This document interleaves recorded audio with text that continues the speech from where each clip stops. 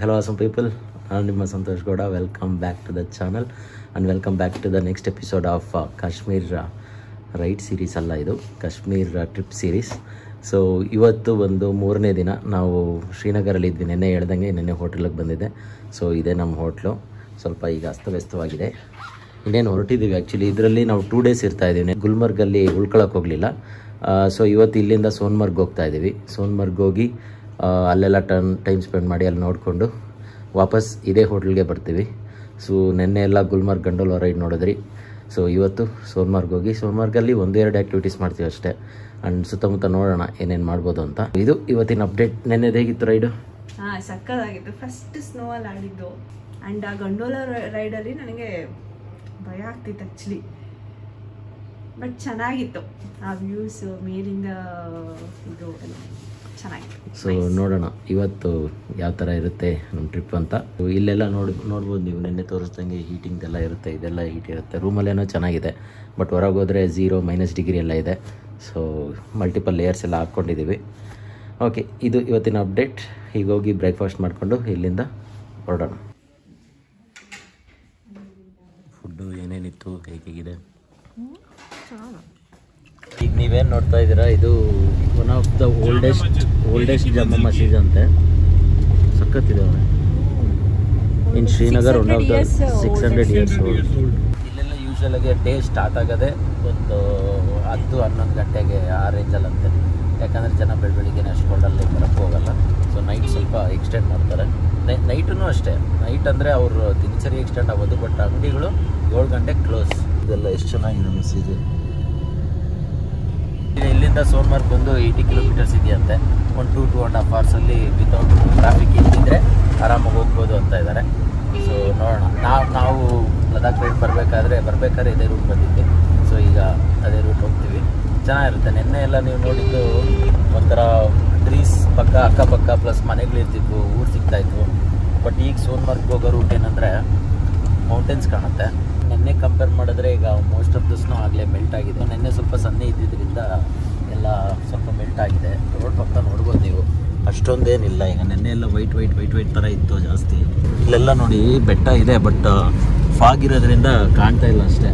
ನಾವು ಅವಾಗ ಸಮ್ಮರಲ್ಲಿ ಬಂದಾಗ ಫುಲ್ಲು ಕ್ಲಿಯರು, ಫುಲ್ಲು ಗ್ರೀನ್ರಿ, ಈ ಥರ ವ್ಯೂ ಕಾಣ್ತಾ ಇಲ್ಲ. ಬಟ್ ವೆಹಿಕಲ್ ಬಂದಾಗ ನಮ್ಗೆ ಈ ಥರ ವೈಟ್ ವ್ಯೂ ಸಿಕ್ಬಿಟ್ರೆ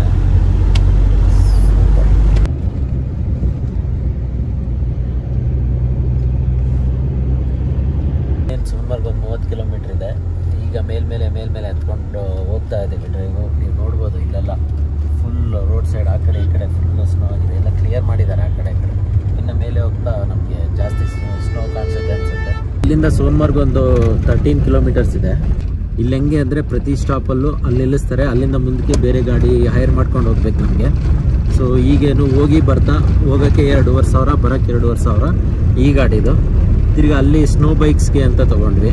ಅವೊಂದು 2,000 ಆಯಿತು. ಅಲ್ಲಿ ಸ್ನೋ ಬೈಕ್ಸ್ದು ಗ್ಲೇಷಿಯರ್ ವ್ಯೂ ಪಾಯಿಂಟ್ಗೆ ಅಂತ ಮಾತಾಡಿದ್ವಿ. ಸೊ ಅಲ್ಲಿ ಆ್ಯಕ್ಚುಲಿ ಸೋನ್ಮಾರ್ಗಲ್ಲಿ ಗ್ಲೇಷಿಯರ್ದು ಒಂದು ವ್ಯೂ ಪಾಯಿಂಟ್ ಚೆನ್ನಾಗಿದೆ.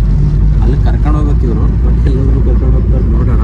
ಟೋಟಲ್ ಇನ್ನೊಂದು 8,000 ಈಗ ಇವತ್ತಿನ ದಿನದಕ್ಕೆ. ಈ ಕ್ಯಾಬ್ದು ತಿರ್ಗಾ ಸ್ನೋ ಬೈಕ್ಸ್ದು ಎಲ್ಲ ಸೇರಿ 8,000 ಪ್ಯಾಕೇಜ್ ಇದು. ಅದು ಬಿಟ್ಟರು ನಾವು ಬೇರೆ ಅಲ್ಲಿ ಸುತ್ತಾಡ್ಕೊಂಡು ಬರ್ಬೋದು. ಹೇಳಿದ್ರಲ್ಲ, ನೆನ್ನೆದು ಒಂದು 6,000 ಆಗಿತ್ತು. ನೆನ್ನೆದು ಆ್ಯಕ್ಚುಲಿ ನಿಮ್ಗೆ ಹೇಳಿಲ್ಲ. ಅಲ್ಲಿ ಗಂಡೋಲ ರೈಡ್ಗೆ ಹೋಗ್ಬೇಕಾದ್ರೆ ತನ್ಮಾರ್ಗ್ ಅಂತ ಬರುತ್ತೆ. ತನ್ಮಾರ್ಗ್ ಹತ್ರ ನಿಲ್ಲಿಸಿ ಅಲ್ಲಿಂದ ಹೋಗಬೇಕು. ನೋಡಿ ಇಲ್ಲೆಲ್ಲ ಸ್ನೋ ಬಿದ್ದು ಬ್ಲ್ಯಾಕ್ ಐಸ್ ಆಗಿಬಿಟ್ಟಿರುತ್ತೆ. ನಾವು ಚೈನ್ ಏನನ್ನ ಇಲ್ದಿದ್ರಂತೂ ಫುಲ್ ಜಾರ್ ಆಗ್ತಾವೆ. ಅದಕ್ಕೆ ನಾವು ಇಸ್ತಿಕ್ ಬಾಯಿ ಅಲ್ಲೇ ನಿಲ್ಲಿಸ್ಬಿಟ್ಟು ಇದಕ್ಕೆ ಕಟ್ ಕಳಿಸಿದ್ದು. ಇಲ್ಲಿ ಸೈಡಲ್ಲಿ ನೋಡ್ಬೋದು ನೀವು. ಇಲ್ಲೇನೆಲ್ಲ ಈ ಬ್ಲ್ಯಾಕ್ ಕಾಣುತ್ತೆ, ಇದೆಲ್ಲ ಬ್ಲ್ಯಾಕ್ ಐಸೇನೆ. ಒಂಥರ ಮಡ್ಡಿ ಕಾಣುತ್ತಲ್ಲ ಅದು. ಇನ್ನು ಸ್ನೋ ನೋಡಿ ಎಷ್ಟು ರೇಂಜಲ್ಲಿ ಆಗಿದೆ ಅಂತ. ಈಗ ಸೋನ್ಮಾರ್ಗ್ ರೀಚ್ ಆಗಿದ್ದೀವಿ. ಈಗೇನು ನೋಡ್ತಾ ಇದ್ದೀರಾ, ಇದೆಲ್ಲ ಸೋನ್ಮಾರ್ಗ್. ರೈಟ್ ಸೈಡ್ ನೋಡ್ತಿದ್ದೀರಲ್ಲ, ಇದೆಲ್ಲ ವ್ಯಾಲಿ. ಇದ್ರ ಥ್ರೂನೇ ನಾವು ಸ್ನೋ ಬೈಕ್ಸಲ್ಲಿ ಗ್ಲೇಷಿಯರ್ಗೆ ಹೋಗ್ತೀವಿ. ಸೊ ಈ ಕಡೆ ಲೆಫ್ಟ್ ಸೈಡ್ ಕಾಣ್ತಿರೋದೆಲ್ಲ ಮೌಂಟೇನ್ ವ್ಯೂ. ಸೊ ಮುಂದಕ್ಕೆ ಹೋದರೆ ಬಲ್ತಾಲ್ ಬರುತ್ತೆ, ಜೋಜಿಲ್ಲಾ ಪಾಸ್ ಬರುತ್ತೆ. ಅದಾದಮೇಲೆ ಲೇಗ್ ಹೋಗ್ತೀವಿ. ಸೊ ಇದು ನಮ್ಮ ಸೋನ್ಮಾರ್ಗ್. ಸೊ ಈಗ ಇಲ್ಲಿ ಇಳಿದ್ಬಿಟ್ಟು ಇಲ್ಲಿಂದ ಸ್ನೋ ಬೈಕ್ಸ್ ತೊಗೊಂಡು ಹೋಗೋಣ.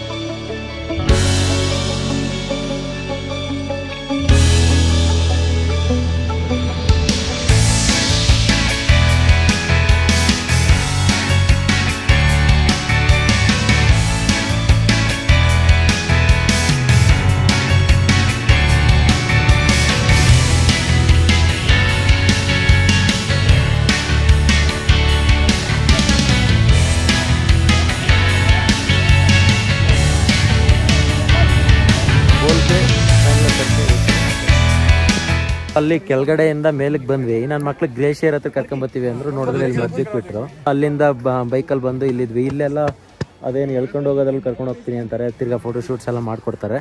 ನೋಡ್ಬೋದು, ಇದು ಮೇಯ್ನ್. ನಾವು ಆ ಕಡೆಯಿಂದ ಲೇಯಿಂದ ಬಂದಾಗ ಈ ಸೈಡಿಂದ ಬರ್ತೀವಿ, ಈ ಕಡೆ ಹೋಗ್ತೀವಿ.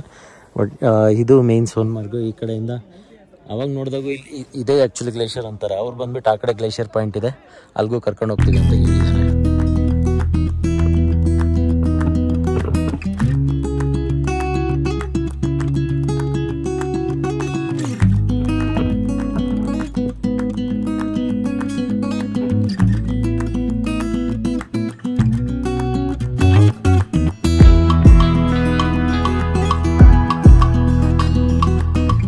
ಸೊ ಅಲ್ಲಿಂದ ಈ ಥರ ಹೇಳ್ಕೊಂಬರೋಕ್ಕೆ ಆ್ಯಕ್ಚುಲಿ ಇವರು ಇದ್ರ ಮೇಲೆ ಡಿಪೆಂಡ್ ಆಗಿರ್ತಾರೆ. ನನಗೆ ಈ ಹಾರ್ಸ್ ಮೇಲೂ ಪ್ಲಸ್ ಈ ಥರ ಹೇಳ್ಕೊಂಡು ಹೋಗೋದ ಮೇಲೆಲ್ಲ ಹೋಗೋದು ಬೇಡ ಅಂದ್ಕೊಂಡಿದ್ದೆ.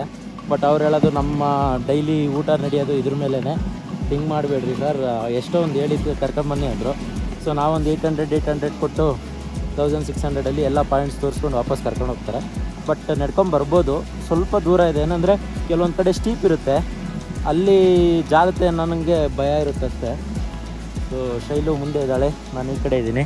ನೋಡ್ಬೋದು ಫುಲ್ ಅಂದರೆ ಫುಲ್ ಇದು ತಜ್ವಾರ್ ಗ್ಲೇಷಿಯರ್ ಕಡೆ ಹೋಗ್ತಾ ಇರೋದು.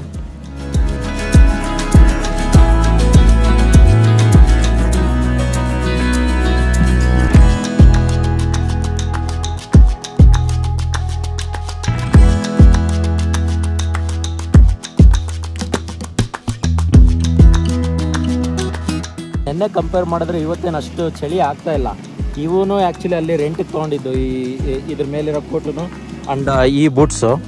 ಸೊ ಬೂಟ್ಸ್ ಬೇಕಿತ್ತು, ಬಟ್ ಈ ಜಾಕೆಟ್ ಏನು ಬೇಕಿಲ್ಲ. ನಾವೇ ಫುಲ್ ಕವರ್ಡ್ ಆಗಿದ್ದೀವಿ, 3, 4, 5 ಲೇಯರು. ಸೊ ಇದು ಸೇರಿಸಿದ್ರೆ ಒಂದು 7 ಲೇಯರ್ ಆಗುತ್ತೆ ಮೋಸ್ಟ್ಲಿ. ಸೊ ಅಷ್ಟೊಂದೇನು ಚಳಿ ಇಲ್ಲ. ಗುಡ್.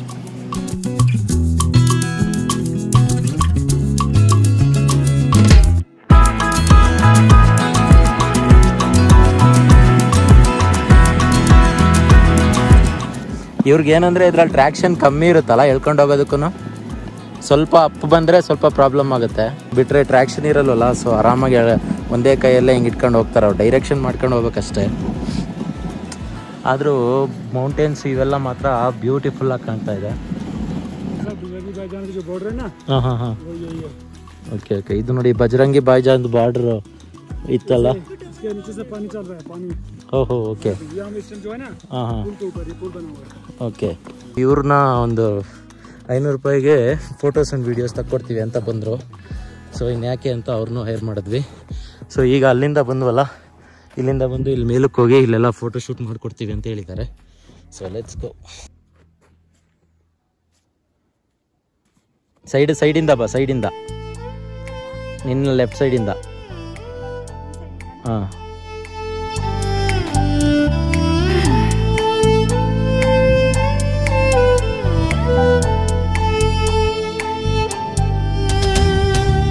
ಕಣ್ಣಲ್ಲೇ ಕೂಡಿಟ್ಟ ಮಾತಿನ ಮೌನ, ತೀರದ ಆಸೆಗೆ ಪ್ರೀತಿಯ ಈ ಕವನ, ಮಾತಾಡೋ ಮಾತಿನಲ್ಲೇ ನನ್ನೆ ಮರೆತೆ, ಬಣ್ಣದ ಹಣತೆ ನನ್ನೊಳ ಕವಿತೆ, ಮಾತಲ್ಲೇ ಮೌನದ ಒಂದು ಅಳತೆ, ಪ್ರೇಮದ ಲೋಕಕ್ಕೆ ಪ್ರೀತಿಯ ಕಾಣಿಕೆ, ಮೋಹದ ಮಳೆಯ ಒಂದೊಂದು ಹನಿಯ ನೀರಲ್ಲಿ ನೆನಪೇ ನಗು, ಚಂದಿರ ತರುವ ಪ್ರೀತಿಯ ಸೊಬಗ ನಗುವಿಗೆ ಮಗು.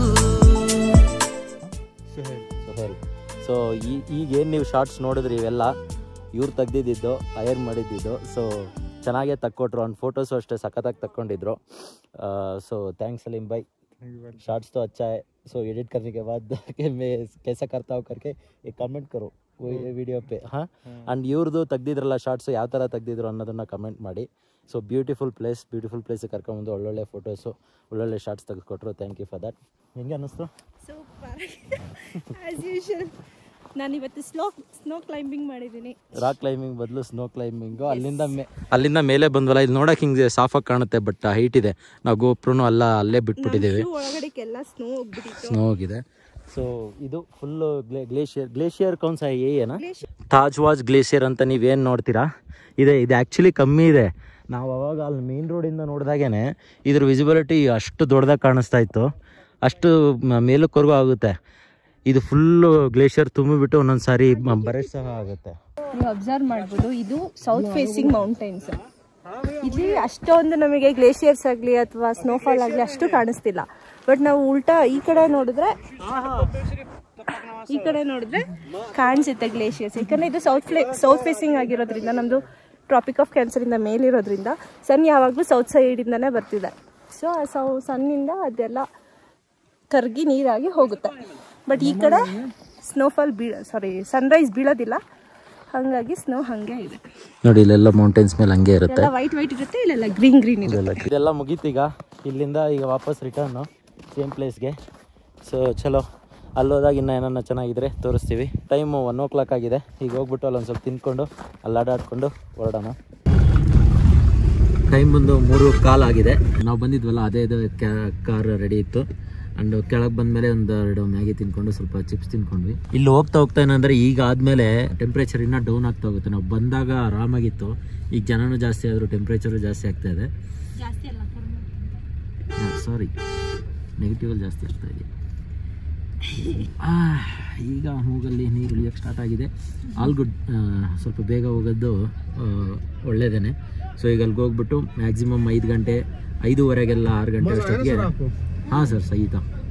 ಸೊ 6 ಗಂಟೆ ಒಳಗೆ ನಾವು ಹೋಗ್ಬಿಡ್ಬೋದು ಸ್ಟೇಗೆ. Day well spent. ಇಲ್ಲಿ ತುಂಬ ಟೈಮ್ ಸಿಗ್ತಾ, ಯಾಕಂದರೆ ಟೆಂಪ್ರೇಚರ್ ನಮ್ಗೆ ಅಷ್ಟು ಕಡಿಮೆ ಇರಲಿಲ್ಲ. ನನಗೆ ಅದು ಫ್ರೀಸಿಂಗ್ ಟೆಂಪ್ರೇಚರ್ ಇತ್ತು. ಬಟ್ ಈಗ ಸ್ವಲ್ಪ ಬಂದಾಗಿಂತ ಜಾಸ್ತಿ ಆಗಿದೆ, ಜಾಸ್ತಿ ಕಡಿಮೆ ಆಗಿದೆ. ಸೊ ಹೇಗಿತ್ತು ಅಂತ ನೀವನ್ನು ಕಮೆಂಟ್ ಮಾಡಿ. सुबह से थोड़ा ठंड ज़्यादा हुआ ना? हाँ, शाम के टाइम पे फिर टेम्परेचर माइनस में चला जाता है. ಹಾಂ. ಇಷ್ಟವರೆಗೂ ಇಂಟ್ರೊಡ್ಯೂಸ್ ಮಾಡಿಕೊಟ್ಟಿರಲಿಲ್ಲ. ಇಸ್ತಾಕ್ ಬಾಯ್ ಅಂತ, ಫಜಿಲ್ ಅವರ ಕಸಿನ್ನೇನೆ. ಸೊ ನಾನು ಹೇಳಿದ್ನಲ್ಲ ಫಜಿಲ್ ಅರೇಂಜ್ ಮಾಡಿದ್ರು ಅಂತ. ಇವ್ರನ್ನ ಇಲ್ಲಿ ಟೂರ್ ಆ್ಯಂಡ್ ಟ್ರಾವೆಲ್ಸ್ ಫುಲ್ ನೋಡ್ಕೊತಾರೆ ಇವರೇನೆ. ಸೊ ನಮ್ದು ಈಗ ಏನೆಲ್ಲ ಪ್ಲ್ಯಾನ್ ಆಗಿದೆ, ಸ್ಟೇದು, ಫುಡ್ದು ಆ್ಯಂಡ್ ಇದು ಕ್ಯಾಬ್ದೇ ಆಗಿರ್ಬೋದು, ಎಲ್ಲ ಇಸ್ತಾಕ್ ಬಾಯ್ನೇ ನೋಡ್ಕೊಂಡಿದ್ದು. बस हमारी तरफ से आप कश्मीर आ जाइए, बेफिक्र आ जाइए और यहाँ कश्मीर की ब्यूटी को अच्छे से देखिए. और जो बाकी सोशल मीडियाज वगैरह पे आपको थ्रेट रहता है, उन चीज़ों से निकलिए. कुछ नहीं है, कश्मीर सेफ है और जन्नत एक बार आ जाइए. ಅಂದರೆ ಫುಲ್ ಸೇಫ್ ಇದೆ, ಒಂಥರ ಸ್ವರ್ಗ ಇದ್ದಂಗಿದೆ. ಸೊ ಬಂದರೆ ನೀವು ಸಖತ್ತಾಗಿ ತೋರಿಸ್ಕೊಡ್ತೀವಿ ಅಂತ ಹೇಳಿದ್ದಾರೆ. ಸೊ ನಂಬರ್ ಕಾಲ್ ಮಾಡಿ ಅಣ್ಣಂದಕ್ಕೆ. टिल मार्च अप्रैल मई.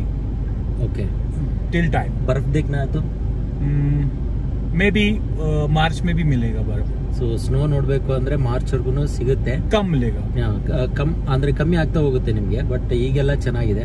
पैकेज हम समझा देंगे. जिस बजट का भी पैकेज चाहिए, जो लो बजट का चाहिए, हाई बजट का चाहिए, जिस बजट का भी चाहिए, हम एक्सपोर्ट करेंगे आराम से. Food, hotels, cab service, all service available.